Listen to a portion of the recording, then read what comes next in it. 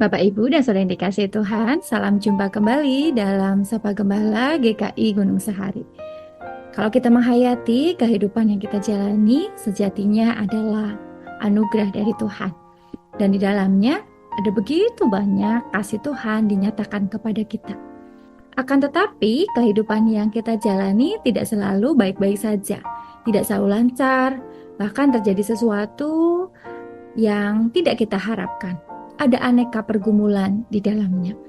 Kita mengalami berbagai macam kesulitan, baik persoalan di keluarga, di tempat kita kerja, ataupun dalam persekutuan bersama dengan kehidupan orang percaya, juga di tengah kehidupan bermasyarakat. Saat kita di tengah situasi yang sulit, tidak mudah, apakah kita mau berjuang atau lebih mudah untuk berputus asa? Ada dua tipe orang dalam menghadapinya. Tipe yang pertama percaya bahwa Tuhan menolong sehingga menjalani kehidupan dengan penuh perjuangan sekalipun ada aneka macam persoalan atau pergumulan di dalamnya. Tipe yang kedua menyerah dan memilih untuk mengakhiri kehidupan. Saat ini kita semakin sering mendengar ada berita kasus bunuh diri. Badan Riset dan Inovasi Nasional melakukan sebuah penelitian dan menyimpulkan kondisinya makin mengkhawatirkan karena kasus bunuh diri terus meningkat. Dari 2.112 kasus bunuh diri di Indonesia sepanjang tahun 2012 sampai dengan 2023 bahkan didapati ada 985 kasus yang terjadi pada usia remaja atau sekitar 46,63% atas keseluruhan jumlah. Jadi kasus bunuh diri juga cukup tinggi di kategori usia remaja.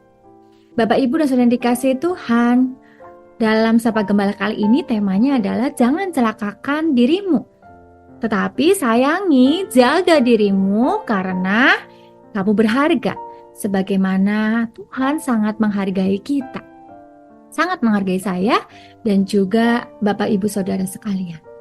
Di dalam Kisah Para Rasul pasal 16 ayat 26 sampai dengan 28 di sana dikisahkan bahwa ketika Paulus dan Silas berada di dalam penjara, kemudian terjadi gempa bumi yang hebat sehingga sendi-sendi penjara itu goyah. Dan seketika itu juga terbukalah semua pintu dan terlepaslah belenggu mereka semua. Lalu ketika itu terjadi, kepala penjara yang terjaga dari tidurnya dan melihat pintu-pintu penjara terbuka, ia hendak menghunus pedangnya, hendak bunuh diri, karena ia menyangka bahwa orang-orang hukuman itu sudah melarikan diri. Kepala penjara Filipi yang mengalami bahaya ketakutan ketika melihat situasi yang demikian, memilih untuk kemudian berputus asa dan mencelakakan dirinya dengan hendak menghunus pedang. Bapak, Ibu, dan Saudara yang dikasihi Tuhan, lalu apa yang terjadi?